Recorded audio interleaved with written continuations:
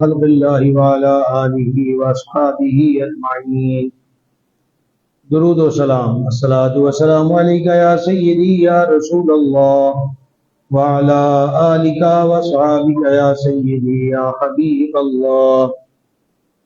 پر نور ہے زمانہ صبح ہے شب ولادت، پر نور ہے زمانہ صبح ہے شب ولادت، پردہ اٹھا ہے کس کا صبح ہے شب ولادت، پردہ اٹھا ہے کس کا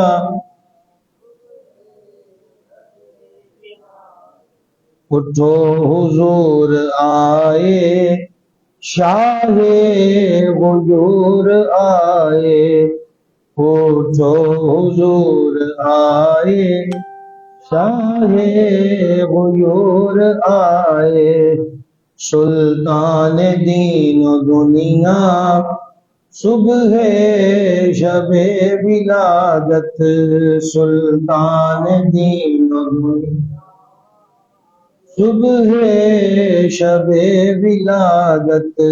ہاں دین والو اٹھو، تعظیم والو اٹھو، ہاں دین والو اٹھو، تعظیم والو اٹھو، آیا تمہارا مولا صبح شب ولادت، آیا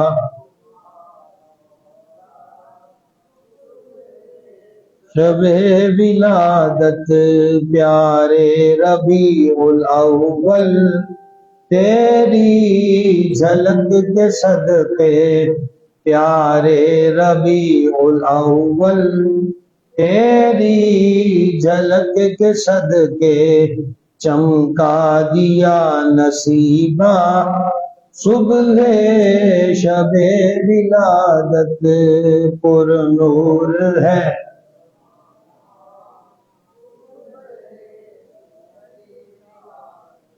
روح الامین گاڑا کعبے کی چھت پہ جھنڈا، روح الامین گاڑا کعبے کی چھت پہ جھنڈا، تا عرش اڑا پریرا صبح شب،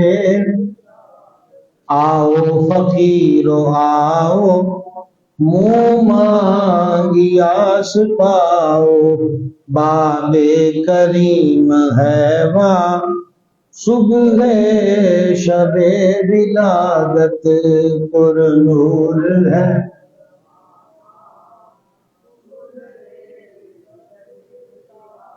بانٹا ہے دو جہاں میں تو نے ضیا کا باڑا، دے دے حسن کا حصہ صبح شب ولادت، پر نور ہے زمانہ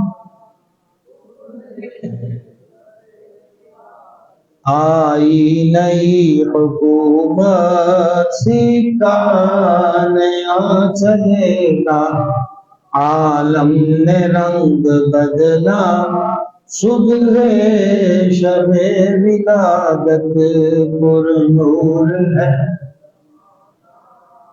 صبح شب ولادت، صلی اللہ تعالیٰ علیہ وآلہ وسلم۔ آج انشاءاللہ عز و جل ہم گزشتہ جمعہ جو سورۃ الصف سے مضمون شروع تھا، آیت نمبر 6، یہ اور اس سے اگلا مضمون ذکر کریں گے۔ یعنی اس بار ربیع الاول شریف میں ہمارے عنوانات ہیں آقا علیہ الصلوۃ والسلام کے تشریف لانے کے تذکرے قرآن پاک میں کس حسین انداز میں ہوئے۔ تو یہ سورۃ الصف 28واں پارہ 61 نمبر سورت مدنی سورت ہے۔ اس کی آیت نمبر 6 کا کچھ حصہ اور اس کی تفسیر ہم نے ذکر کی۔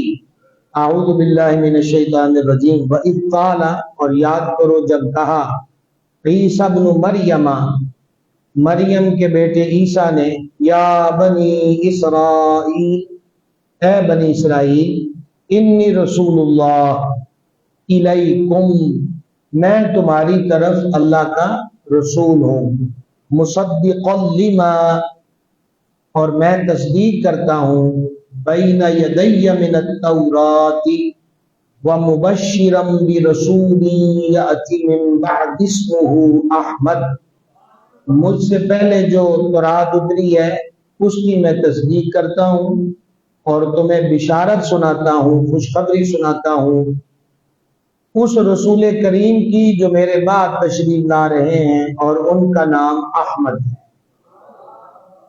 یہاں تک ہم نے اس کو بیان کرنے کی برکت حاصل کی۔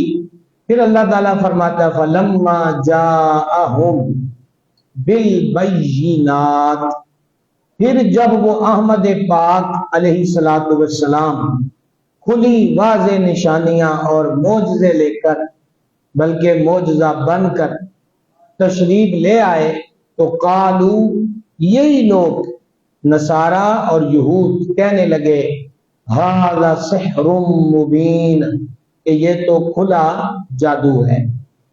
یعنی واضح تھا کہ حضور علیہ السلام کے تذکرے تورات، زبور، انجیل میں موجود ہیں، بجائے اس کے کہ جب آقا و مولا صلی اللہ تعالی علیہ وسلم کی جلوہ گری ہو گئی تو دل و جان سے اس کو تسلیم کیا جاتا، تسلیم کرنے کی بجائے ذات اقدس کا انکار کیا گیا۔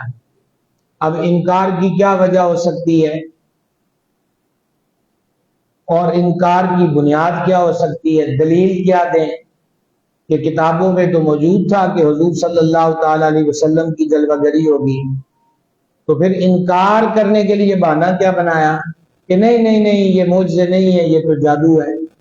یہ ان کے انکار کا انداز تھا۔ اب آپ دیکھیں، گزشتہ جمعے میں نے عرض کیا تھا کہ تمام آسمانی کتابوں میں حضور علیہ السلام کا ذکر انور تفصیل سے موجود ہے، اور تشریف لانے کا تذکرہ پوری تفصیل سے موجود ہے۔ یہ 9واں سپارہ ہے، سورۃ الاعراف ہے، قرآن پاک کی ترتیب کے اعتبار سے یہ 7ویں سورت ہے، اور اس کی آیت نمبر 157 ہے۔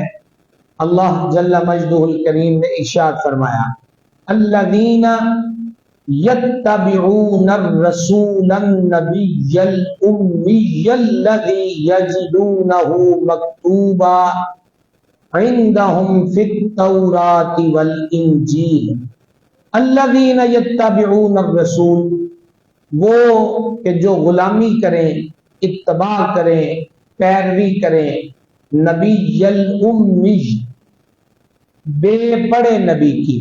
ایک ہوتا ہے ان پڑھ، امی یہ حضور علیہ السلام کی بہت بڑی صفت ہے۔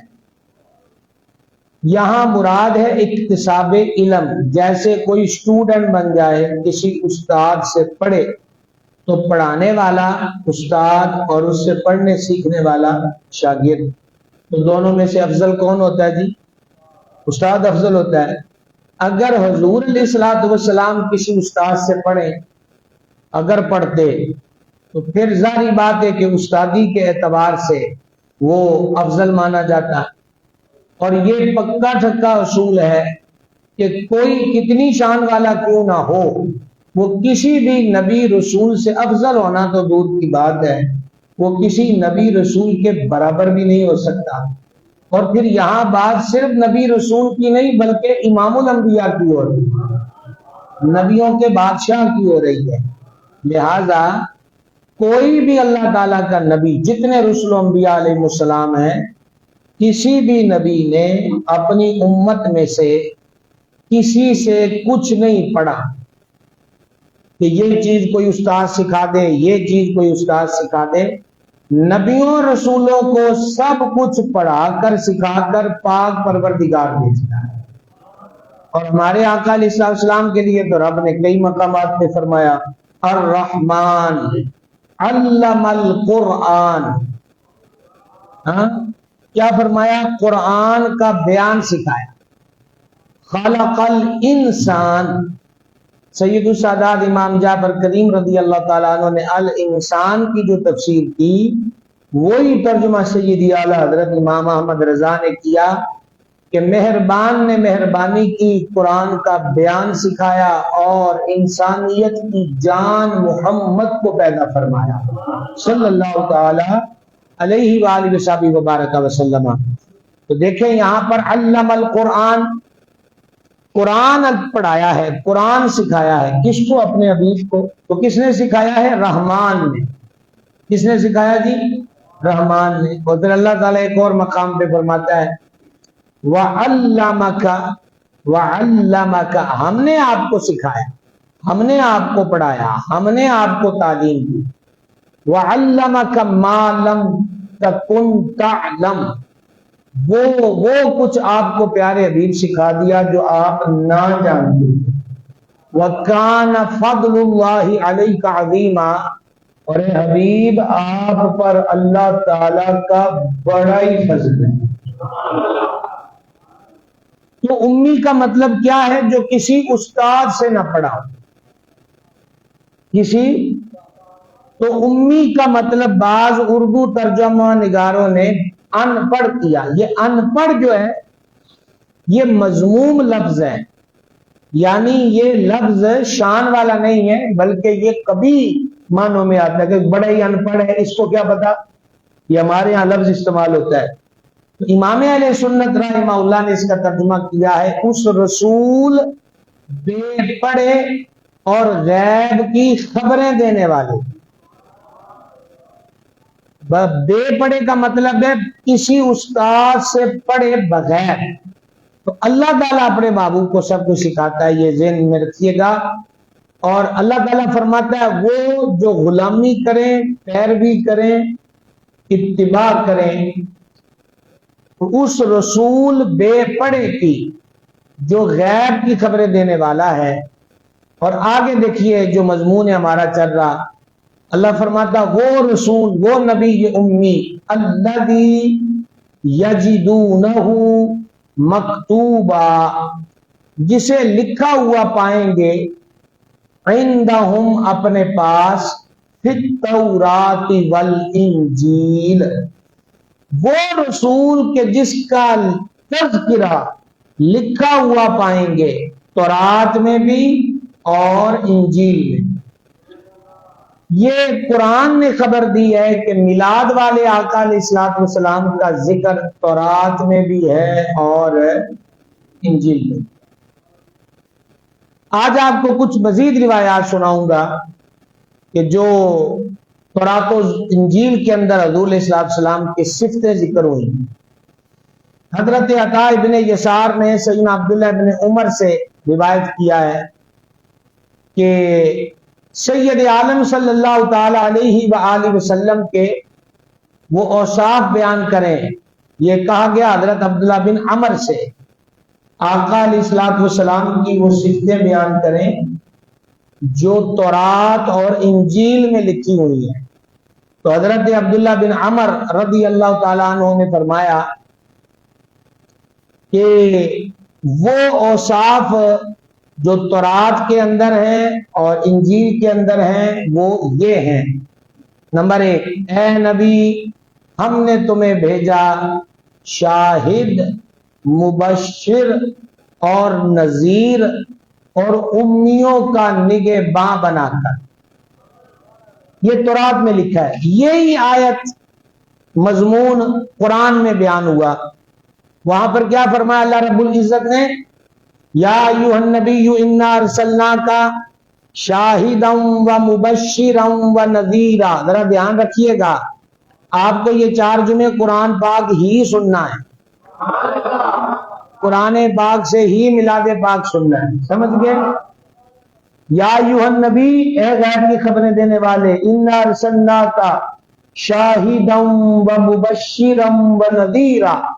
حبیب ہم نے آپ کو شاہد، اعلیٰ حضرت نے اس کا ترجمہ کیا حاضر و ناظر، اور مبشر خوشخبری سنانے والا، اور نذیر اور ڈر سنانے والا. یہی کلمات تورات میں ہیں. اے نبی ہم نے آپ کو شاہد بنایا، مبشر بنایا، نذیر بنایا، تم میرے بندے ہو اور معاف کرتے ہو۔ سبحان اللہ الکریم، تم میرے بندے ہو، اور اللہ رب العزت نے وہ فرمایا نا، یہ آپ کو یاد ہے ذی الحج شریف میں وہ بھی ہمارے 4 جمعے گزرے تھے احد والوں کے ذکر میں، کہ جب یہ بکا بکی کرتے ہیں لوگ کہ وہ جی احد سے صحابہ بھاگ گئے، تو ہم نے قرآن پاک سے وہ مضمون 4 جمعے بیان کیا، تو وہاں رب العزت نے کیا فرمایا تھا؟ وَاعْفُ عَنْهُمْ، پیارے ان کو معاف کر دو۔ تو یہاں تورات میں حضور کی صفت یہ لکھی ہے کہ بندوں کو معاف کر دیتے، بندوں کو۔ دیکھیں بہت سارے حضرات ہیں جو حالت کفر میں اسلام کی مخالفت پہ کمر بستہ رہے، کوئی کمی نہیں چھوڑی عداوت کی، لیکن جب ان لوگوں کے دلوں میں اللہ تعالیٰ نے ہدایت ڈالی اور وہ حضور علیہ الصلوۃ والسلام کے دربار گور بار میں ایمان لانے کے لیے حاضر ہو گئے، تو سرکار نے ان کو کوئی پچھلی بات نہیں گنوائی کہ تم نے فلاں مقام پہ کیا کیا، تم نے فلاں مقام پہ یہ ظلم کیا، تم بدر میں مقابلے میں آئے، تم احد میں مقابلے میں آئے، حتیٰ کہ فتح مکہ جو فتح اور نصرت کا دن تھا، اس دن بھی سرکار علیہ الصلوۃ والسلام نے عام معافی کا اعلان فرما دیا۔ تو یہ صرف ہمارے کریم کی تورات شریف میں لکھی ہوئی ہے کہ پیارے تم بندوں کو معاف کرنے والے ہو۔ اور پھر اللہ جل مجدہ الکریم نے ارشاد فرمایا تم میرے رسول ہو اور میں نے تمہارا نام متوکل رکھا، رب پہ توکل کرنے والا، اللہ پر توکل کرنے والا۔ اللہ رب العزت نے قرآن پاک میں فرمایا فَإِن تَوَلَّوْا، پیارے حبیب سارا کچھ سمجھا کے، سارا کچھ پڑھا کے، سارا کچھ دکھا کے، اگر یہ پھر بھی منہ پھیرتے ہیں نا اور نہیں مانتے، فَقُلْ، تو تم بھی کہہ دو حسبی اللہ، میرے لیے اللہ کافی ہے، لا الہ الا ہو، وہ کہ جس کے سوا کوئی عبادت کے لائق، علیہ توکلت، اور میں اپنے رب ہی پہ توکل کرتا ہوں، وَهُوَ رَبُّ الْعَرْشِ الْعَظِيمِ، اور وہی رب ہے عرش عظیم کا۔ تو توکل اللہ تعالیٰ کی ذات پر جتنا نبیوں کو حاصل ہوتا ہے اتنا کسی اور کو حاصل نہیں ہوتا۔ اے پیارے محبوب، تم اخلاق حسنہ والے ہو، بد اخلاق نہیں ہو اور نہ ہی سخت مزاج ہو۔ یہ تورات میں جو حضور کا ذکر ہے وہ آپ کو سنا رہے ہیں، تم حسن اخلاق کے پیکر ہو، معاذ اللہ بد اخلاق نہیں ہو، نہ ہی سخت مزاج ہو، نہ ہی بازاروں میں آواز بلند کرنے والے ہو، اور نہ ہی برائی سے برائی کو دفع کرو، لیکن خطا کاروں کو معاف کرتے ہو اور ان پر احسان فرماتے ہو۔ دیکھیں یہاں کتنی صفتیں بیان ہوئی۔ نمبر 1 کہ تم اخلاق والے ہو، معاذ اللہ بد اخلاق نہیں۔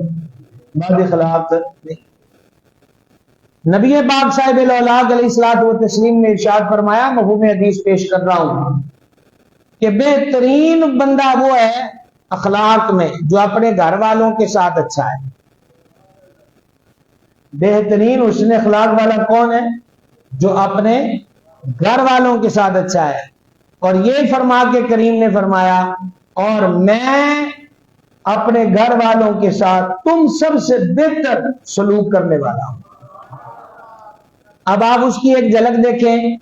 نبی پاک علیہ الصلوۃ والتسلیم رات گئے اگر کبھی آستانہ پر تشریف لاتے، باریاں مقرر تھیں ازواج پاک امہات المومنین رضی اللہ تعالی عنہن اجمعین کی، تو رات گئے اگر حضور آستانے پر تشریف لے جاتے تو سرکار اتنی آواز میں السلام علیکم فرماتے کہ اگر کوئی سویا ہے تو جاگ نہ جائے، اور کوئی جاگا ہوا ہے تو وہ سلام کا جواب دے.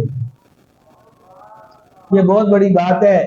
ان باتوں پہ ہم ذرا چپ رہتے ہیں. یہی کائنات کی حسین باتیں ہیں جو نبی اسی کو کہتے ہیں حسنت جمیع خصالی، حسنت جمیع. اور آج ہمارے معاشرے میں سب سے زیادہ الجھن انہی باتوں میں. کئی مرتبہ میں گزارش کرتا رہتا ہوں، صرف یہی نہیں باہر بھی جہاں جہاں جانا ہوتا ہے، کہ آج کی جو نئی پیڑھی ہے وہ اپنے دوست یار سجن بیلیوں کے ساتھ خوب گپے ہنسی کہے پھوٹتے ہیں، اور جیسے ہی گھر گئے ماتھے پہ بل چڑھ گئے، تیوری چڑھ گئی، لہجہ بدل گیا، تلخی شروع ہو گئی، ماں سے بدتمیزی کر رہے ہیں، بہنوں سے بدتمیزی کر رہے ہیں، بیوی کے ساتھ ناروا سلوک ہے. تو یہ سب سے زیادہ مستحق حسن اخلاق کے بندے کے اپنے گھر والے ہوتے ہیں. سب سے زیادہ. وہ نام اس وقت ذہن سے محو ہو گیا ہے. ایک اللہ کے ولی تھے، ان کا ذکر سن کے نا ایک بندہ ان کے علاقے میں گیا، ان کے گھر پہنچ گیا تو دستک دی تو اندر سے ان کی بیوی جو تھی وہ بولی. تو انہوں نے کہا جی میں نے ملنا ہے بزرگوں سے. نام لیا. اس نے کہا وہ کیڑا اللہ اللہ جڑا تو ملنا آ گیا، جا ہمیں اپنا وقت نہ ضائع کر، تر جا. وہ بڑا حیران ہوا کہ میں نے اتنا ذکر سنا تھا اور مائی صاحبہ کہہ رہی ہیں کہ وہ تو بابا ہی کوئی نہیں، اللہ اللہ ہی کوئی نہیں. تو اتنے میں وہ کہتے ہیں کہ میں جب اس گاؤں سے یہ شہر سے نکل رہا تھا تو میں نے دیکھا کہ دور سے ایک بزرگ آ رہے ہیں اور شیر پر انہوں نے لکڑیاں رکھی ہوئی ہیں. تو مجھے کسی نے بتایا یہ وہی ہے جس سے تم ملنے گئے تھے. تو میں بڑا حیران ہو گیا. دوبارہ میرا تو سر چکرا گیا کہ مائی کہتی ہے اس یہ بابا کوئی نہیں، اور یہ میں آنکھوں سے دیکھ رہا ہوں کہ اس نے شیر کو بھی گدھا بنایا ہوا ہے اور لکڑیاں اوپر رکھی ہیں. تو وہ بزرگ جب قریب آ گئے نا تو مسکرا پڑے. بابے رومی نے کہا نا کہ اللہ والے دلوں کے جاسوس ہوتے ہیں. تو وہ قریب آئے تو مسکرا پڑے. انہوں نے فرمایا بیٹا اس گھر کی سختیوں پہ صبر کرتا ہوں تو اللہ نے یہ وحشی درندے بھی میرے قابو میں دے دیے.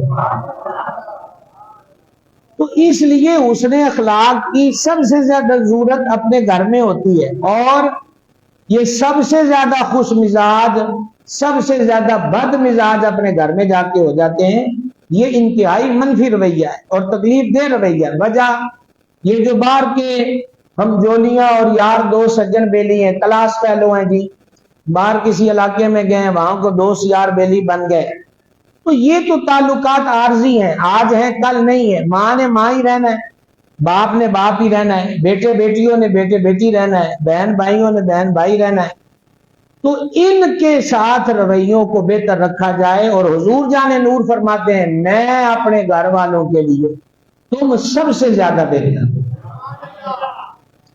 اور ایک حدیث پاک میں یہ مضمون ہے کہ حضور جان نور صلی اللہ تعالی علیہ وآلہ وسلم نے فرمایا، میں مفہوم حدیث پیش کر رہا ہوں، خلاصہ کلام.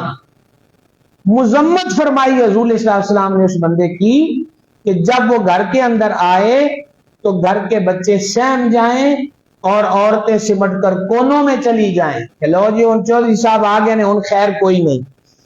بندے کو ایسا ہونا چاہیے کہ دروازے پر اس کی آہٹ محسوس ہو تو سارے گھر والوں کے چہروں پہ مسکراہٹ آ جائے، مرجھائی ہوئی کلیاں کھل اٹھے.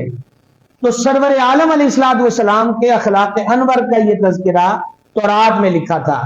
اور اگلی بات، نہ سخت مزاج ہو اور نہ بازاروں میں آواز بلند کرنے والے ہو. بازاروں میں آوازیں بلند کرنا معیار کے خلاف ہوتا ہے. کبھی کسی کو بلانے کے لیے آواز دینی پڑ جاتی ہے، وہ ضرورت ہے، لیکن اس قدر شور و غل، اس قدر آواز باہمی گفتگو یہ بندے کی پرسنالٹی کے خلاف ہے. اور یہ کس قدر پرسنالٹی کے خلاف ہے اس کا اندازہ اس سے لگائیں کہ رب تعالیٰ اپنے حبیب کی یہ صفت بیان فرما رہا ہے کہ میرا محبوب بازاروں میں شور کرنے والا نہیں، بازاروں میں شور کرنے والا نہیں، صلی اللہ تعالی علیہ وآلہ وسلم. اور نہ برائی سے برائی کو دفع کرو. اور ایک اور جگہ تورات کے اندر حضور صلی اللہ علیہ وسلم کا وصف یہ لکھا تھا کہ جب کوئی ان کے ساتھ برائی کرے تو ان کے حلم میں اور اضافہ ہو جاتا ہے. سامنے والا سختی کر رہا ہے، کریم نرمی کر رہے ہیں. سامنے والا بد اخلاقی کر رہا ہے، حضور حسن اخلاق کے پیکر ہے. سامنے والا توڑ رہا ہے اور حضور اسے جوڑنے کے لیے کریمی فرما رہے ہیں. اور یہ واقعہ کئی مرتبہ ایسے مضامین کے تحت میں آپ کو گوش گزار کر چکا ہوں کہ یہود کا ایک بہت بڑا عالم تھا ابن سہنا. تو اور بات کو مختصر کریں کہ اس کا قرض تھا، اور قرض بھی یہ نہیں ہے کہ حضور صلی اللہ علیہ وسلم نے کو ذاتی طور پہ لیا.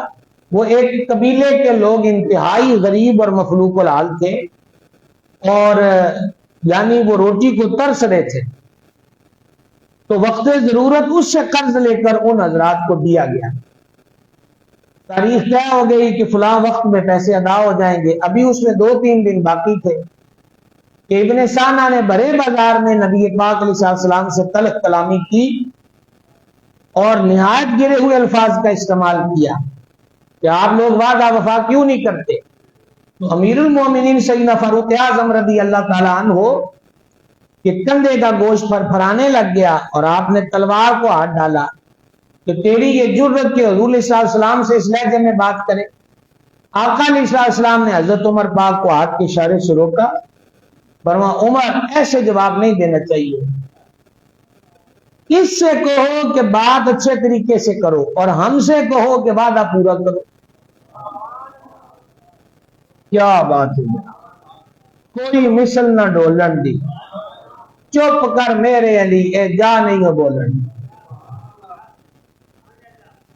تو حالانکہ ابھی معینہ وقت نہیں آیا، طے شدہ تاریخ نہیں آئی. حضور اقدس صلی اللہ علیہ وسلم نے سیدنا فاروق اعظم رضی اللہ تعالی عنہ ہی سے فرمایا کہ کر چکا دو. کھجوریں تول کر دی اور فرمایا اس کو کچھ زیادہ دے دینا، تو اس سے تلخ بولا ہے، زیادہ دے دینا. تو جب کھجوریں دیں اور زیادہ دیں تو کہا زیادہ کس لیے؟ تو سردار فاروق اعظم رضی اللہ تعالیٰ عنہ نے فرمایا کہ یہ میرے کریم نے مجھے حکم دیا ہے کہ میں نے جو تمہیں جواب دیا تھا. تو وہ مسکرایا اور مسکرا کے کہنے لگا اے عمر آپ مجھے جانتے ہیں کہ میں کون ہوں؟ فرمایا نہیں. کہا میں ابن سانا ہوں. فرمایا وہ جو یہودیوں میں عالم مشہور ہے؟ کہا میں وہی ہوں. فرمایا افسوس تجھ پر صاحب علم ہو کر تیرا رویہ حضور کے ساتھ ایسا رہا. کہا جان بوجھ کر. میں نے تورات میں نبی آخر الزمان کی صفتیں پڑھی تھی، وہ ساری صفتوں کا میں نے بغور جائزہ لیا، ایک باقی تھی اور وہ یہ تھی کہ سامنے والا رویہ سخت رکھے اس وقت بھی ان کا حلم تدبر بڑھتا ہے. تو آج میں نے وہ بھی دیکھ لیا اور اب میں تمہیں گواہ بنا کر کلمہ پڑھتا ہوں. اور رہ گئی یہ کھجوریں تو میں بھی اب حضور کا ہو گیا ہوں اور میرا مال بھی حضور کا ہو گیا. تو اوراق لبریز اور منور ہے نبی پاک صلی اللہ تعالی علیہ وآلہ وسلم کے ذکر انور منور سے. اور پھر حضور پر نور علیہ الصلوۃ والتسلیم کے لیے اللہ رب العزت نے تورات ہی میں ارشاد فرمایا اللہ تعالیٰ تمہیں نہ اٹھائے گا جب تک کہ تمہاری برکت سے بھٹکے ہوئے لوگ صراط مستقیم پر نہ آ جائیں. اس وقت تک حبیب تمہارا رب تمہیں نہیں اٹھائے گا. اور پھر فرمایا کہ لوگ صدق و یقین کے ساتھ لا الہ الا اللہ محمد الرسول اللہ صلی اللہ تعالی علیہ وآلہ وسلم پکارنے لگے. اور پھر آگے بہت بڑی نعت شروع مزید ہو گئی. اور یہ بات جو ابھی میں پڑھ رہا ہوں یہ حضرت عیسیٰ علیہ السلام پہ اترنے والے صحیفے میں بھی موجود تھی. اور پیارے تمہاری بدولت اندھی آنکھیں بینا یعنی دیکھنے والی ہو جائیں. تمہاری بدولت اندھی آنکھیں، یہاں آنکھیں دونوں ہیں، ایک دل کی آنکھ اور ایک سر کی آنکھ. سر کی آنکھیں بھی بہت سو کو عطا کی اور دل کی آنکھ تو سبحان اللہ. आला हजरत फरमाते हैं सब चमक वाले उजलों में चमका किए, अंधे शीशों में चमका हमारा नबी। यानी नबी पाक अलैहिस्सलाम उस कौम में तशरीफ लाए कि जहां बहुत जल्द मानना इतना आसान न था, जो छोटी छोटी बातों पे तलवारें खींचते थे, और सदियों पुरानी बाहमी तनाज़ और लड़ाइयां जिन कौमों के अंदर जारी थी, और उनको रूहमाउ बैनहुम का शेर अता फरमा दिया। ये नबी पाक अलैहिस्सलाम की तालीमात का हिस्सा है। और तुम्हारी बदौलत अंधे देखेंगे और बहरे कान सुनेंगे, बहरे कान सुनने लग जाएंगे, और पर्दों में लिपटे हुए दिल कुशादा हो जाएंगे। मैं फिर दोबारा अर्ज कर रहा हूं कि इसका ताल्लुक बातिन के साथ है। दिल की अंधी आंखें खुल जाएंगी, दिल के बंद कान खुल जाएंगे, और गिशावाह जो सूरतुल बकरा में जिक्र हुआ, गिशावाह, इनके दिलों पे गिलाफ चढ़े हुए हैं। तो हुजूर की शिफ्त क्या है कि सरकार उन गिलाफ और पर्दों को दूर कर देंगे और दिलों के अंदर नूरे तौहीद को दाखिल फरमा देंगे। सल्लल्लाहु ताला अलैहि वालैहि वसल्लम। और इसी तरह हजरत काबुल अहबार जिनका तज़किरा पिछली मर्तबा हुआ, उन्होंने ये बयान किया कि मैंने तौरात में नबी पाक अलैहिस्सलाम का ये जिक्र पढ़ा कि मैं उन्हें हर खूबी अता फरमाऊंगा, मैं उन्हें हर खूबी, तमाम रबियों रसूलों को जो सिफतें, जो शाने, जो अजमतें अल्लाह ताला ने अता फरमाई, वो सब की सब एक जात मुस्तफा में जमा। आला हज़रत कहते हैं जात हुई इंतिखाब, मुस्तफा का माना ही चुना हुआ है। मुस्तफा का माना क्या है? चुना हुआ। और चुना हुआ किसका? रब ताला का। हजूर अक़दस अलैहिस्सलाम ने फरमाया अल्लाह ताला ने कायनात बनाई, और आगे तफसील बयान करते करते फरमाया बनु इस्माइल को चुन लिया, बनु इस्माइल से औलादे किनाना को चुन लिया, और किनाना की शाखें हुई तो उसमें से बनी कुरैश को चुन लिया, और कुरैश में से कबीले निकले तो उसमें से बनु हाशिम को चुन लिया, और बनु हाशिम से रब ने मुझको चुन लिया। बस मैं जात के एतबार से भी सबसे बेहतर हूं, और मैं घर के एतबार से भी सबसे बेहतर हूं। तो मुस्तफा का माना है चुना हुआ, जात हुई इंतिखाब, बस कहते हैं खूबियों को, जात हुई इंतिखाब, वस्फ हुए लाजवाब, नाम हुआ मुस्तफा, तुम पे करोड़ों दुरूद। तो सारी की सारी खूबियां नबी पाक अलैहिस्सलाम की जात में जमा कर दी। हजरत मूसा अलैहिस्सलाम से पर्दे में कलाम किया, हबीब को दीदार भी बख्शा और कलाम की दौलत भी अता फरमाई। हजरत ईसा अलैहिस्सलाम ने मुर्दों को जिंदा किया, सरकार ने मुर्दा दिलों को जिंदा फरमा दिया। हजरत ईसा अलैहिस्सलाम एक एक दिन में हजारों मरीजों को शिफा देते। करीम ने एक दिन ही मदीना पाक में गोरे कदम रखे, सारी वबाएं दूर हो गईं, और आज तक उस खाके मदीना में रब ने शिफा रखी हुई है। समझ गए?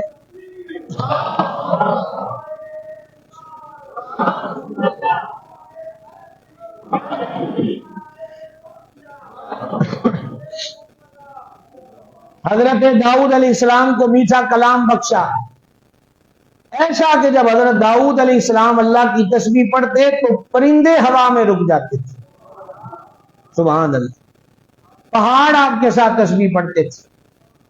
और हुजूर को कैसा कलाम बख्शा? आला हजरत बारगाह में अर्ज करते हैं मैं निसार तेरे कलाम पर, मिली यूं तो किसको जुबान नहीं। हजूर मैं कुर्बान हो जाऊं आपके मीठे कलाम पर, जबान रब ने किसको नहीं दी, सबको जुबानें अता की हैं, पर आपकी जुबानें हक तर्जुमान। सुभान अल्लाह। मैं निसार तेरे कलाम पर, मिली यूं तो किसको जुबान नहीं, وہ سخن ہے جس میں سخن نہ ہو، وہ بیان ہے جس کا بیان نہیں۔ یہ اب کیا اس کی تشریح آپ کی خدمت میں عرض کروں؟ وہ سخن ہے جس میں سخن نہ ہو۔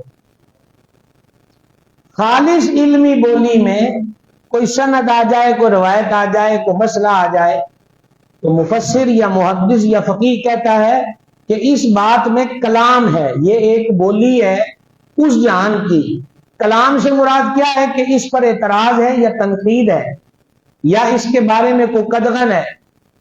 تو سخن کہا کہ اس میں سخن، اعلیٰ حضرت کہتے حضور تہاڈی یہاں گلاں ہی وہ نے کہ جہدے تے اعتراض نہیں ہو سکتا، اور وہ بیان ہے جس کا بیان نہیں۔ اور پھر کیسا بیان ہے؟ وہاں چڑیاں رکی ہیں اور پہاڑوں نے تسبیح پڑھی ہے، اور عرب والے زبان کو گھر کی لونڈی سمجھتے تھے، اور غیر عرب کو وہ گونگے کہتے تھے کہ یہ تو گونگے ہیں، ان کو کیا پتا کلام کیا ہوتا ہے۔ لیکن محبوب کو وہ کلام بخشا۔ اعلیٰ حضرت اسی نعت میں آگے عرض کرتے ہیں بارگاہ میں، تیرے آگے یوں ہے دبے لچے فصحا عرب کے بڑے بڑے۔ حضور بڑے بڑے فصیح اللسان، بڑی بڑی بولیوں والے عرب آپ کے آگے یوں دب جاتے ہیں، آپ کے آگے یوں خاموش ہو جاتے ہیں، کوئی جانے کہ منہ میں زبان نہیں بلکہ جسم میں جان نہیں۔ کوئی بندہ بڑبڑ کر رہا ہو نا اور اتنے میں کوئی اور آ جائے تو چپ ہو جائے، تو اس کو پہلا بیٹھا ہوا کہنا ہن نہیں بول رہا، ہن نہیں گل کردا، پہلے تو بڑیاں گلاں کردا سی۔ عرض کی جب آپ کا کلام سنتے ہیں تو اپنی بولی، اپنے کلام کے حسن میں نظم اور بذلہ سنجی، اس پر فخر کرنے والے کہ ہم جیسا کلام کس کا ہے۔ لیکن حضور جب آپ کلام فرماتے ہیں تو عرب کے بڑے بڑے فصیح جو ہیں، کوئی یہ سمجھے کہ اب ان کے منہ میں زبان نہیں کا زبان والی گل ہی نہیں، اب یوں لگ رہا ہے کہ ان کے جسم میں جان ہی باقی نہیں رہی، حضور کے آگے یہ بول ہی نہیں سکتے صلی اللہ تعالی علیہ وآلہ وصحبہ وبارک وسلم۔ اسی طریقہ کے ساتھ حضرت سیدنا سلیمان علیہ السلام کے کنٹرول میں ساری دنیا رب نے دے دی، حتیٰ کہ ہوا بھی دے دی۔ اور کون سی چیز ہے جو محبوب کے قبضے میں نہیں ہے؟ صحاح کے اندر حدیث ہے، نبی پاک علیہ السلام نے فرمایا، ہم نماز پڑھ رہے تھے، نفل کی بات ہے، تو ابلیس آیا، ہم نے ارادہ کیا کہ اس کو پکڑ کے باندھ دوں ستون سے۔ فرمایا اگر ہم باندھ دیتے تو مدینہ شریف کے بچے اس سے کھیلتے، لیکن مجھے اپنے بھائی سلیمان کی دعا یاد آ گئی۔ انہوں نے ایک دن کہا تھا یا اللہ یہ سلطنت جو تو نے مجھے بخشی ہے یہ کسی اور کو نہ دینا، لیکن انہوں نے یہ حضور کے لیے تو نہیں کہا، پر سرکار نے بتا دیا ہے کوئی ایسا اختیار نہیں ہے جو اللہ نے میری ذات کو عطا نہیں کیا صلی اللہ علیہ وآلہ وسلم۔ کو سمجھ آ رہی ہے بھائی صاحب؟ ہر خلق کریم ان کو عطا فرماؤں گا، اور اطمینان قلب اور وقار کا ان کو لباس پہناؤں گا، اور طاعت و احسان کو ان کا شعار بناؤں گا، اور تقوی کو ان کا ضمیر، اور حکمت کو ان کا راز، اور صدق و وفا کو ان کی طبیعت، اور عفو و کرم کو ان کی عادت بنا دوں گا۔ یا رب یا رب یا رب۔ ابھی میں روک دیا، آیت کا آدھا حصہ روک دیا، آپ غور کریں۔ صدق اور وفا ان کی طبیعت، اور عفو و کرم ان کی عادت۔ ہمارے سامنے کوئی سائل ہو یا سامنے نہ ہو، اس کی معلومات ہو، اور کبھی کبھی دل میں نرمی آ جائے کہ یار پتہ چلا ہے وہ بھوکا ہے، اس کو کوئی آٹا پہنچا دیں، تو دل جو ہے نا اس کے سارے کیلکولیٹر کے زاویے اور بٹن کھل جاتے ہیں۔ وجہ یہ ہے کہ کرم ہماری عادت نہیں ہوتا۔ کوئی سمجھ آئی کہ نہیں آئی؟ کرم ہماری عادت نہیں ہوتا۔ تورات میں یہ لکھا ہے کہ کرم حضور کی عادت ہے۔ کوئی لطف نہیں آیا، آپ کہیں گم اور ہو گئے ہیں۔ کرم حضور کی عادت ہے، سبحان اللہ۔ اور اعلیٰ حضرت کہتے ہیں کریم ایسا ملا کہ جس کے کھلے ہیں ہاتھ اور بھرے خزانے۔ یہ کھلے ہاتھ محاورہ بھی ہے، کئی دفعہ میں نے اس محاورے کو آپ کو عرض کیا ہے، آج پھر گزارش کر دیتے ہیں۔ کسی بندے کو مثلا چاول ہی ہیں جی پلیٹوں میں ڈال کے دینے، انہیں کہو فلانے نے نہ بٹھایا جو دے ہاتھ بڑے کھلے نے،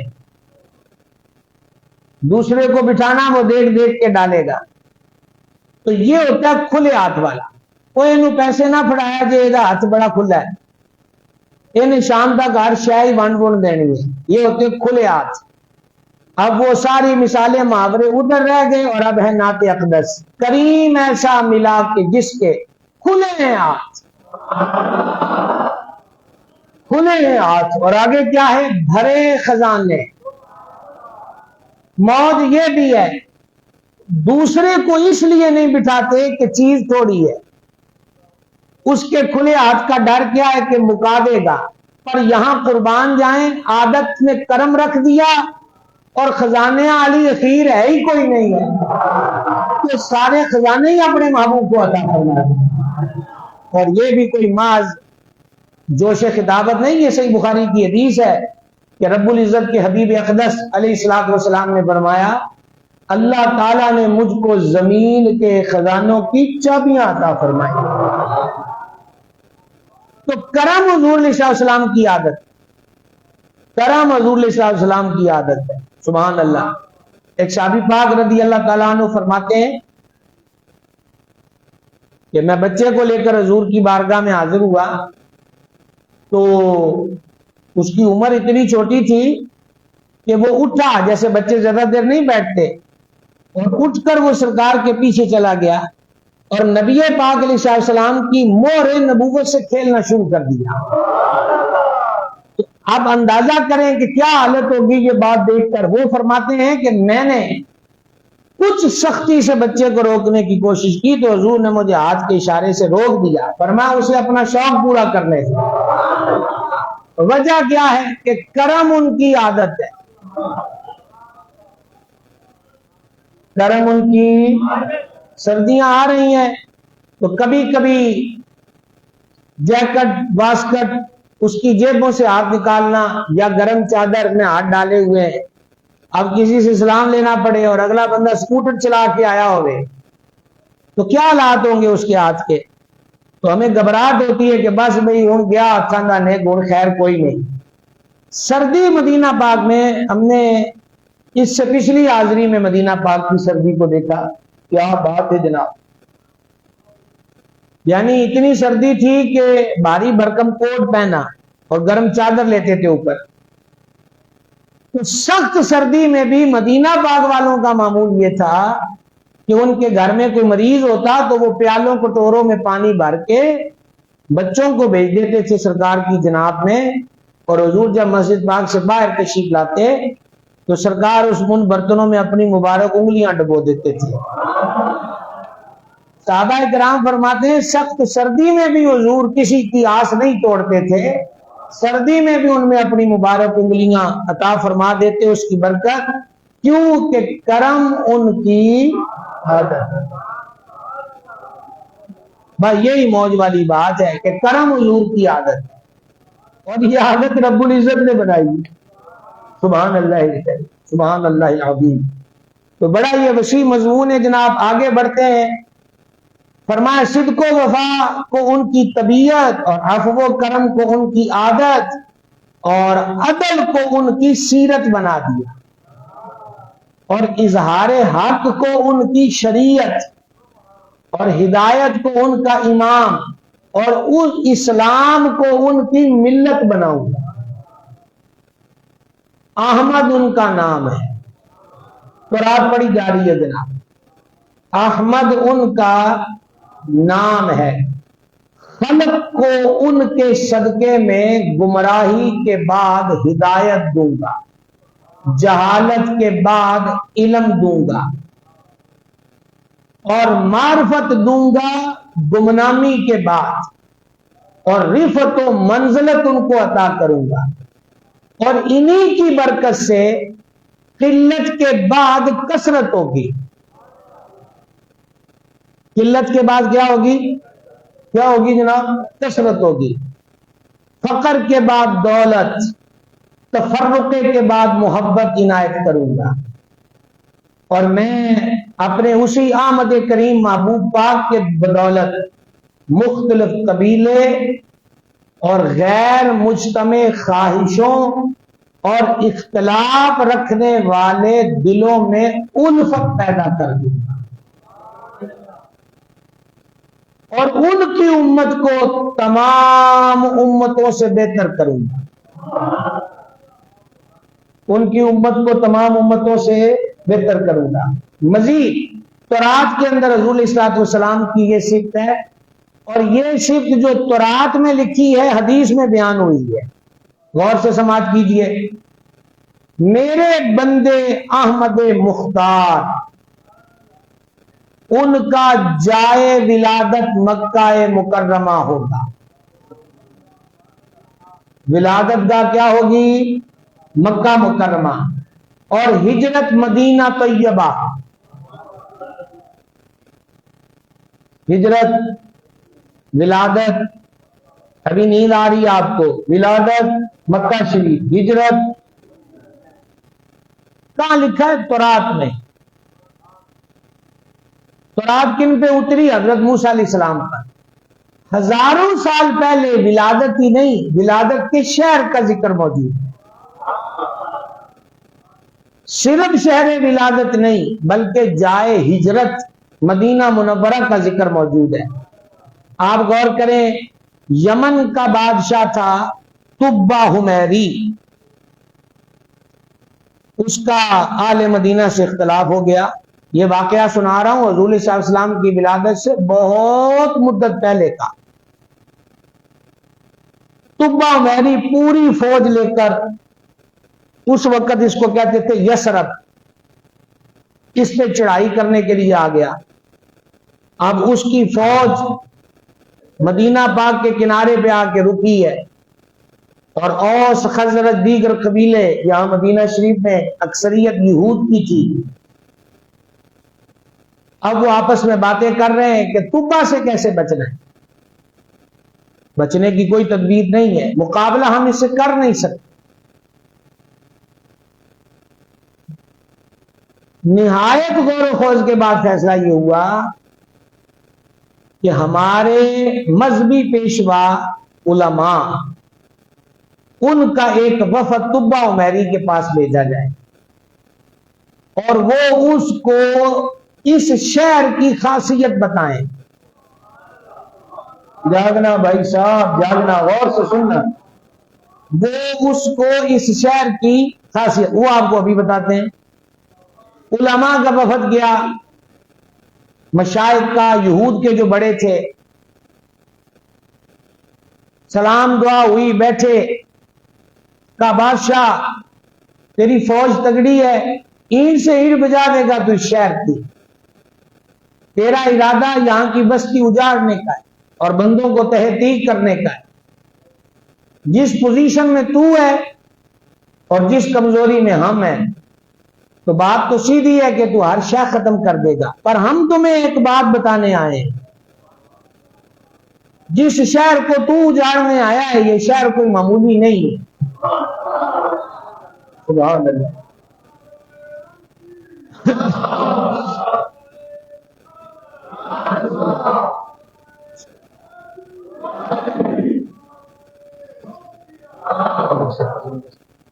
یہ شہر کوئی معمولی شہر ہے۔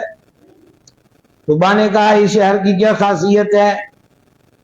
کہا آخری نبی جو کائنات میں جلوہ گر ہوں گے، جن کا تذکرہ تورات میں ہے، سارے شواہد بتاتے ہیں کہ وہ نبی ایک دن ہجرت کر کے اس شہر میں آئیں گے۔ تو اے بادشاہ، شہر تو اجاڑے گا پھر بن جائے گا، لیکن یاد رکھ یہ معمولی نہیں ہے، اس شہر والوں سے بے سلوکی کرے گا تو تجھے بڑا نقصان اٹھانا پڑے گا، وہ ہم نہیں دیں گے، وہ غیبی طاقتیں دیں گی۔ طبہ عمیری نے کہا کہ مجھے وہ صفتیں سناؤ۔ واہ جی واہ، مجھے وہ، اب آپ کا جاگنا بھی ہم دیکھتے ہیں، مجھے وہ صفتیں سناؤ۔ تو کیا منظر ہوگا جب علماء یہود طبہ عمیری کی بادشاہ یمن کے آگے پڑھ رہے ہوں گے کہ کرم ان کی عادت ہوگا۔ سبحان اللہ۔ صرف اتنے جملے بھی آپ غور کریں، وہ بازاروں میں شور کرنے والے نہیں ہوں گے، حسن اخلاق کے پیکر ہوں گے، عفو درگزر کرنے والے ہوں گے، اندھے ان کی برکت سے دیکھیں گے، گونگے ان کی برکت سے بولیں گے، مردہ دل ان کی نگاہ ناز سے زندہ ہو جائیں گے۔ تو ذکر جانا سنا تو اس کا دل پگھلتا گیا۔ اس نے کہا چھڑنا تے میں تانوں کوئی نہیں سی، پر اگر ان کا یہ شہر ہے کہ وہ یہاں آئیں گے تو جاؤ تانوں معاف کیتا۔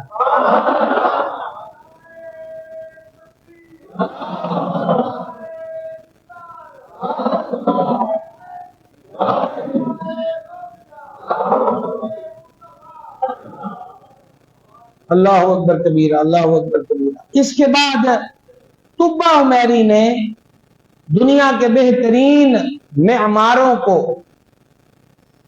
کاریگروں کو بلایا اور شہر پاک مدینہ انور میں 2 منزلہ مکان بنوایا۔ کتنا؟ اور ایک خاص گھرانے کو اس کی ایک منزل میں ٹھہرا دیا،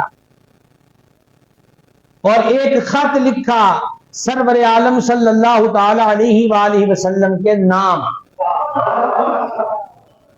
1500 سال بعد بھی حضور کے آنے کا چاند جشن دیکھ رہے ہیں۔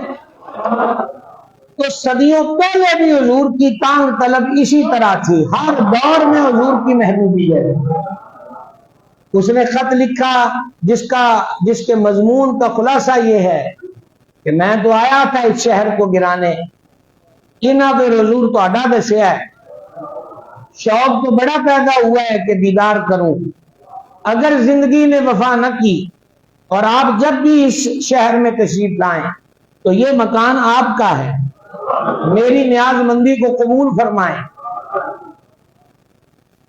اب کریم تشریف لائے 12 ربیع الاول پیر شریف کے دن مدینہ منورہ میں، سیم مہینہ، تاریخ اور دن ولادت اور شہر پاک میں تشریف آوری کا ایک ہوا ہے۔ مہینہ ربیع الاول، تاریخ 12 اور دن پیر شریف۔ تو کریم جب آپ جلوگر ہوں تو میری نیاز مندی کو قبول کریں۔ سرکار تشریف لے آئے مدینہ پاک میں، گلیاں سجی ہیں، صحیح مسلم۔ سجنے سے مراد لوگ لائنیں بنا کے کھڑے۔ وہاں کا ایک حبشی قبیلہ تھا کہ جو ہاتھوں میں چھوٹی چھوٹی چھڑیاں رکھتے تھے، تو وہ ایک مخصوص اسٹائل میں خوشی کا اظہار کرتے تھے، جس میں پنجوں کے بل اچھلنا اور چھڑی سے چھڑی ٹکرانا، جس سے ایک ردھم پیدا ہوتا ہے۔ وہ اپنا شوق اور محبت یوں ظاہر کر رہے ہیں۔ بنی نجار کی بچیاں چھت پر بیٹھی دب بجا کے پڑھ رہی ہیں طلع البدر علینا۔ اور اگر آپ اس جملے کو قضا نہ کریں گے تو میں جلدی جلدی کہہ دوں، اجے ویکھیا کسی نے بھی نہیں۔ آپ اندازہ کریں،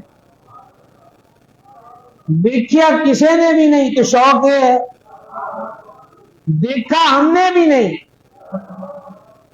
لیکن راتوں کو نکلیں تو ہر طرف جگمگ جگمگ، دن کو نکلیں تو ہر جگہ گلی محلے مسجدیں مکان سجے ہوئے ہیں۔ یہی تو محبوبیت ہے جو اللہ رب العزت نے اپنے محبوب کی محبت، کوئی دور ان کے ذکر پر نور سے خالی نہیں گزرا، دیکھا کسی نے بھی نہیں۔ اور 3 دن کم و بیش آل مدینہ ثنیۃ الوداع، اب وہ اس جگہ کی تعمیر نو ہو رہی ہے، اب آثار قدیمہ کی حفاظت شروع کر دی ہے سعودی عرب والوں نے، اب اس کو وہ کر رہے ہیں مزید تعمیر۔ وہ جگہ بولے یہ مقام ہے ثنیۃ الوداع، تو ثنیۃ الوداع سے بھی آگے چلے جاتے، ٹیلے پر بیٹھ جاتے، کچھ کھجوروں پہ چڑھ جاتے، اور راہ کون سی تھی جو مکہ پاک سے مدینہ پاک آ رہی ہے؟ خواجہ غلام فرید نے کہا تتی تھی جو گن چودھار پھراں اتے ہند سندھ پنجاب ماڑ پھراں سنج بر تے شہر بازار پھراں متا یار ملم کہیں سانگ سب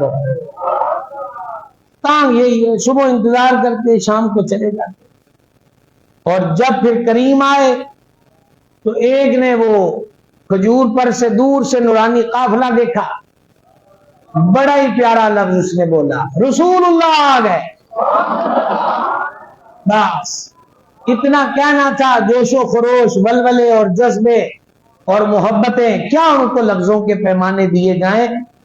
اور پھر کریم تشریف لائے، یا محمد و یا رسول اللہ، یہ نعرے، یہ صحیح مسلم کی حدیث ہے، اور اس حدیث کو کہتے ہیں حدیث ہجرت۔ یا محمد و یا رسول اللہ، یا محمد و یا رسول اللہ صلی اللہ تعالی علیہ وسلم۔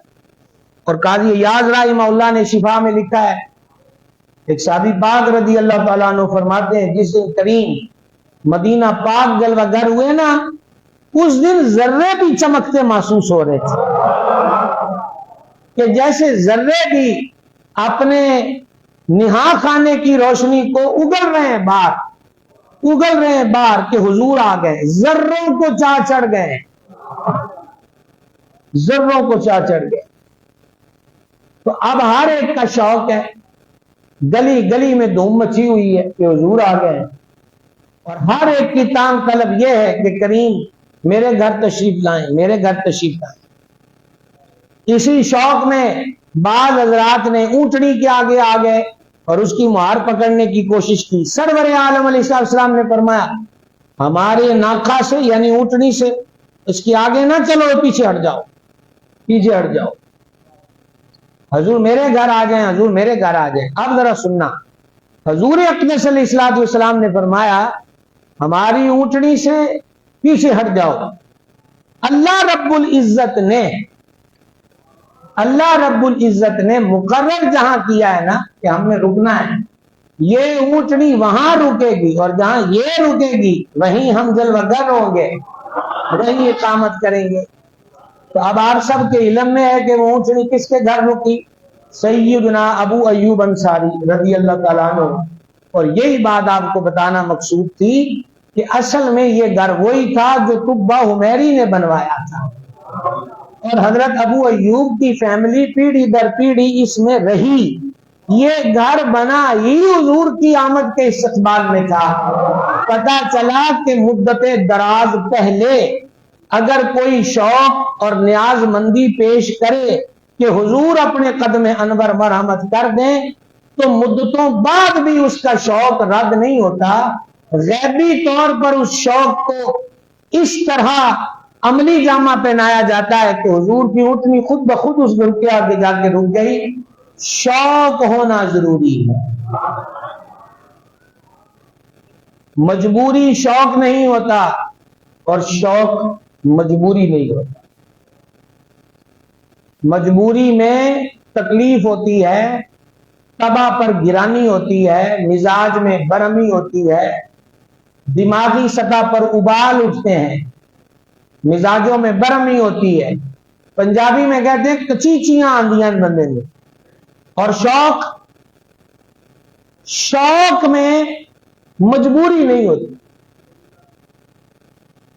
شوق میں مجبوری، پھر سن لیں، شوق میں مجبوری نہیں ہوتی۔ ہاں یہ کہہ سکتے ہیں کہ شوق کبھی اس عروج پر چلا جاتا ہے کہ پھر شوق کی مجبوری ہو جاتا ہے۔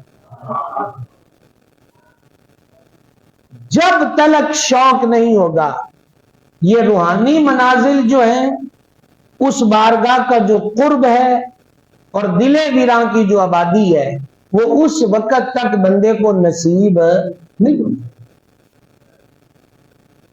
اور شوق و اشتیاق کے اپنے اسٹائل ہیں، اپنے طریقے ہیں، اپنی ایک دنیا۔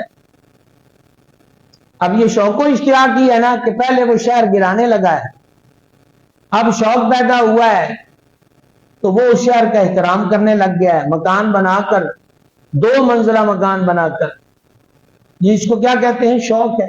اور جو پچھلے جمعے آپ نے سنا، وہ جو غار میں آ کے بیٹھا ہے حضرت عیسیٰ علیہ السلام کے دور کا سانپ، کیا ہے یہ؟ شوق ہے۔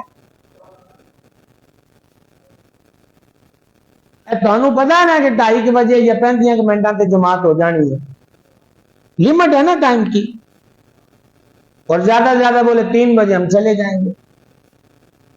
لیکن وہ جو صاحب حضرت روح اللہ سے دعا کروا کے غار سور میں آ کے بیٹھا ہے، نہ ان کو تاریخ دسی ہے، نہ مہینہ دسیا ہے، نہ ٹائم دسیا۔ شوق کا عالم یہ۔ اور زندگی سب سے زیادہ حسین اسی کی ہوتی ہے جس کی زندگی میں ان کا شوق پیدا ہو۔ خواجہ غلام فرید نے کہا تھا نا کہ مینڈی خوشیاں دا اسباب بھی تو کہ مینڈے سولاں دا سامان بھی تو، یعنی حضور میں جب خوش ہوتا ہوں تو اس خوشی کا سبب بھی آپ ہے، اور کبھی آنکھ سے اشک بہیں اور کبھی دل میں اضطراب آئے تو وہ اس لیے نہیں آتا کہ روٹی نہیں ہے گی، کپڑا نہیں ہے گا، پیسہ نہیں ہے گا، وہ بس کبھی یوں خیال آتا ہے کہ در سے دوری ہے، کبھی یہ خیال آتا ہے کہ آج زیارت نہیں ہوئی، کبھی یہ درد ہوتا ہے کہ آج تبسم ریز ہونٹوں کو نہیں دیکھا، کبھی یہ درد ہوتا ہے کہ آج جلوہ حق نما سے آنکھوں کو بڑا ہی دیر ہو گئی محرومی کی۔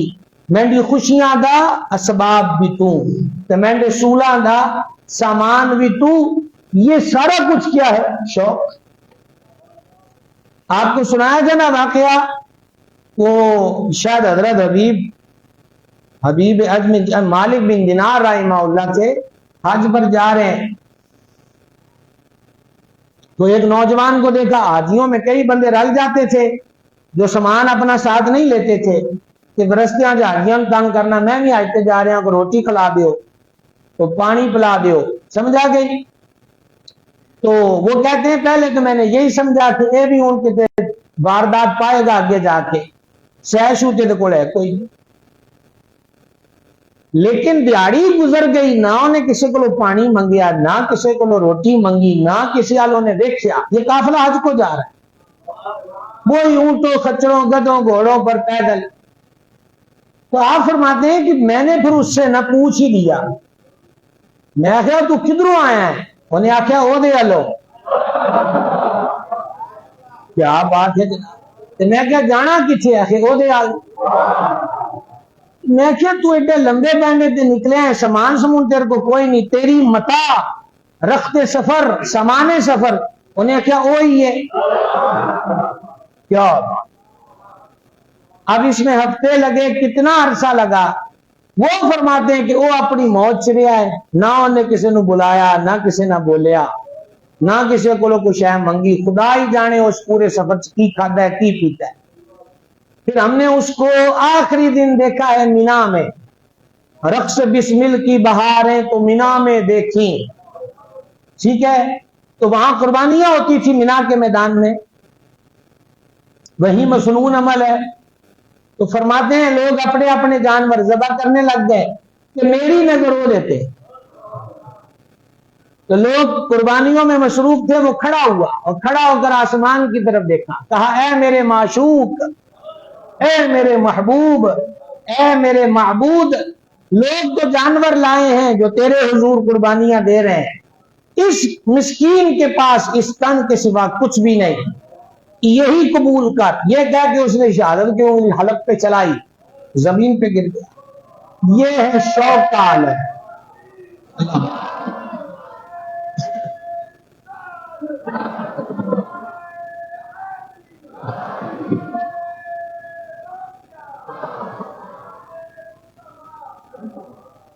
یہ شوق کا عالم ہے۔ اللہ تعالی ہمیں اپنے محبوب کی ذات پاک کی محبت کا شوق عطا فرمائے، یہ سعادت عظمیٰ عطا فرمائے۔ جب شوق پیدا ہو جاتا ہے نا، باطنی بیماریوں کا علاج بھی ہو جاتا ہے، پھر وہاں ریاکاری بھی نہیں آتی، دکھلاوا بھی نہیں آتا، حب جا بھی نہیں آتی، میرا نام ہو اور میں ہوں۔ شوق سب سے پہلے میں ہی ختم کرتا ہے۔ جب تک میں ختم نہیں ہوتی تب تک شوق پیدا نہیں ہوتا۔ شوق کی ابتدا تو سے ہوتی ہے۔ اور اینڈ اس کا کیا ہے؟ تاکس نہ گویت بعد ازاں من دیگرم تو دیگری. اینڈ اس چیز پر ہوتا ہے کہ بس یہی ہے کہ نہ میں کوئی اور ہوں نہ تو کوئی اور. وہ فنائیت ہی فنائیت ہے، فنائیت ہی فنائیت ہے. فنا اتنا تو ہو جاؤں میں تیری ذات عالی میں، جو مجھ کو دیکھ لے اس کو تیرا دیدار ہو جائے. تصور میں تیرے ہر شے پہ یوں نظریں جماتا ہوں، نہ جانے کون سی شے میں تیرا دیدار ہو جائے. اللہ تعالیٰ ہمیں شوق کی دولت نصیب فرمائے. ابھی اس حصے تک آج ہم رہتے ہیں جی. الذین یتبعون الرسول النبی الامی الذی، وہ جو غلامی کریں بے پڑھے اور غیب کی خبریں دینے والے رسول کی. الذی یجدونہ مکتوبا عندہم، وہ رسول نبی امی جن کا ذکر لکھا ہوا پاتے ہیں اپنے پاس، فی التوراۃ والانجیل، تورات کے اندر اور انجیل کے اندر. اس پر آج ہم رکے تھے. آیت کا صرف اگلا حصہ پڑھ دوں اور اس کی تفسیر اور پھر دیگر آیتیں انشاءاللہ اگلے جمعے.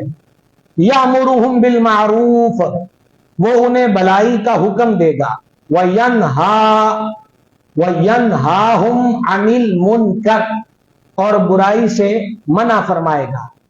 آگے دیکھیں حضور کی کتنی بڑی عظمت ہے. وَيُحِلُّ لَهُمُ الطَّيِّبَاتِ، اور وہ حبیب ایمان والوں کے لیے ستھری چیزیں حلال فرمائے گا.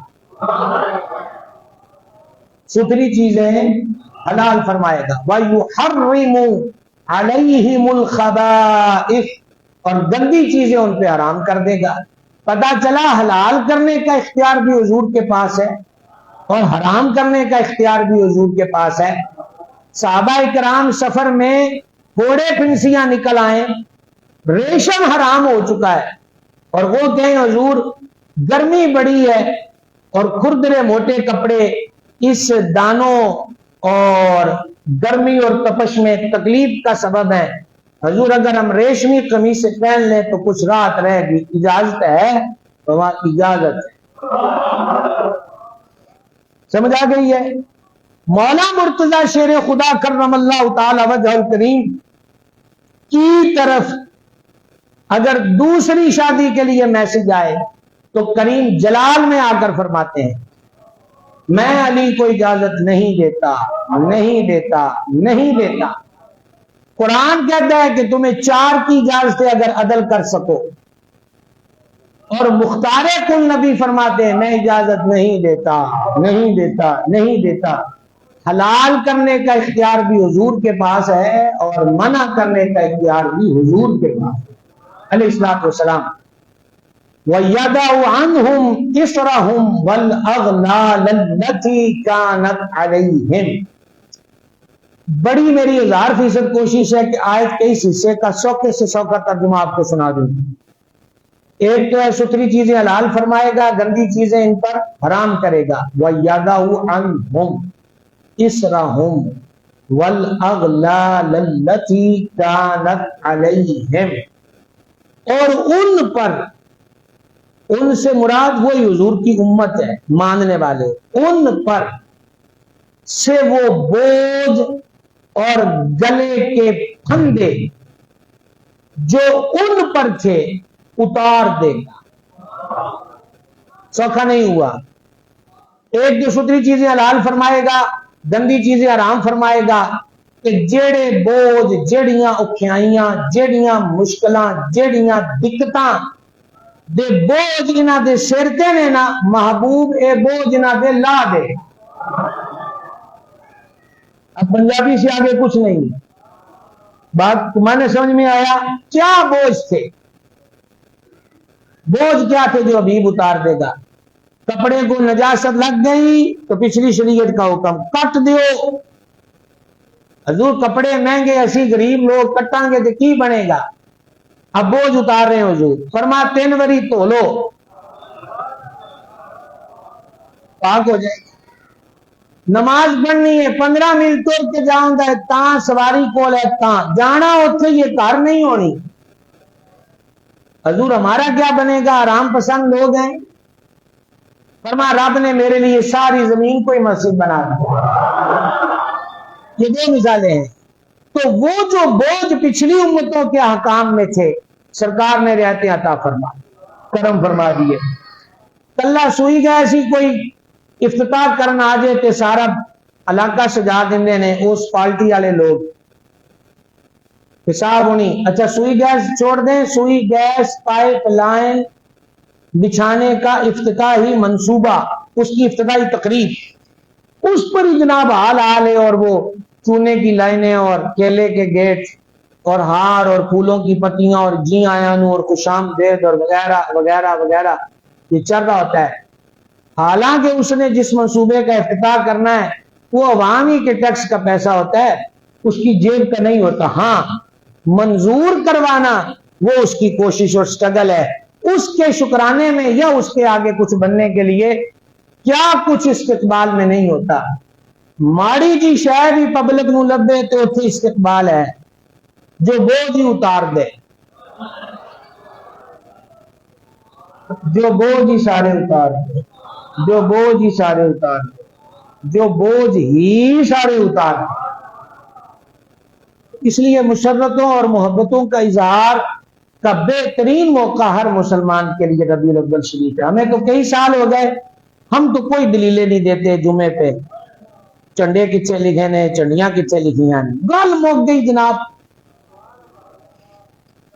جہاں لکھے تھے وہاں لکھے, سمجھا گئی ہے.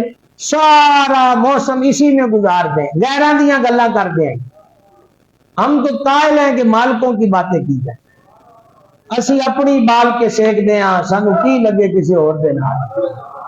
اور بقا اور وہ جو حضرت بی بی رابعہ بصریہ رحمۃ اللہ علیہ نے فرمایا تھا, انہوں نے پوچھا بی بی آپ کو شیطان سے بھی نفرت ہے؟ انہوں نے کہا پتر اللہ کی محبت سے ٹائم نہیں لگتا. آن کسی اور پاس ہوئے تو اس خبیث نو ویکھیے نہ کہ ادنا نفرت کرنی ہے کہ نہیں. شکر ہے کہ دل دماغ اکھاں ہر ویلے رب العزت دی یاد چ رہن دیا, کبھی غیر کی طرف دھیان نہیں جاتا. تو اپنے گھروں پر دکانوں مکانوں پر جو نہیں لگا سکے بھائی صاحب وہ جھنڈے لگائیں, روشنیوں کا اہتمام کریں, ایک لڑی لگا لیں, فرض واجب کوئی نہیں. اور عشق کے نگر میں جس دن داخلہ ہو گیا ہر شاہی فرض نظر آنا شروع ہو جائے گا. سمجھا گئی نا جی؟ تو یہ محبت ہے, اللہ تعالیٰ عطا کر دے. اور دوسرے نمبر پر یہ ہے کہ انشاءاللہ عز و جل 12 ربیع الاول شریف کو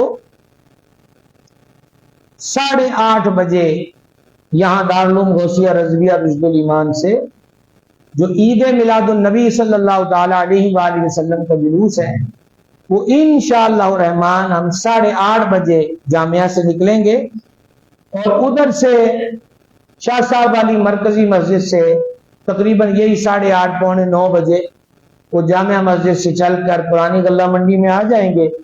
اور یہی 9 بجے کا چونکہ ٹائم طے ہے کہ مرکزی جلوس کی روانگی ہونی ہے تو 8:30 بجے آ جائیں پھر سارے حضرات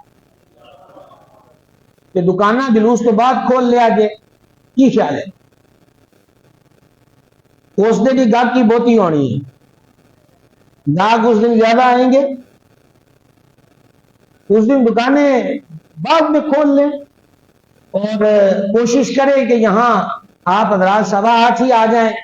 کوئی شروع میں کوئی ولادت شریف کی مل کر نعت پاک ہو جائے یعنی چارج ہو جائے بندہ ہے, اور پھر انشاءاللہ جلوس میں شرکت کریں گے. تو 8:30 بجے کتنے دن رہ گئے جی؟ جی آج 8 تاریخ ہے نا, تو دن کون سا آ رہا 12 ربیع الاول شریف؟ منگل والے دن. تو منگل والے دن انشاءاللہ 12 ربیع الاول شریف کو کم و بیش 8:30 بجے ہمارا ارادہ ہے کہ ہم یہاں سے روانہ ہو جائیں اور آپ سب حضرات بھی ٹائم پر پہنچ جائیں.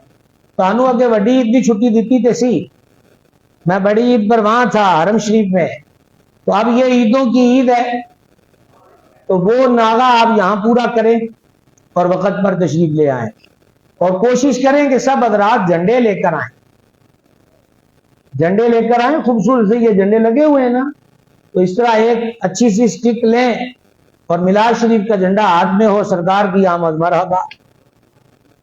جلوس کے راستوں میں ابھی تک بھی یہ بات ختم نہیں ہو سکی کہ وہ جو چھتوں سے ٹافیاں مچھیاں پھینکتے ہیں اور جوس کے ڈبے پھینکتے ہیں، ہے ان کا بھی اپنا ہی کوئی شوق، لیکن یہ ایسا شوق ہے جو بہت ساری تکلیفوں کا سامان بنتا ہے۔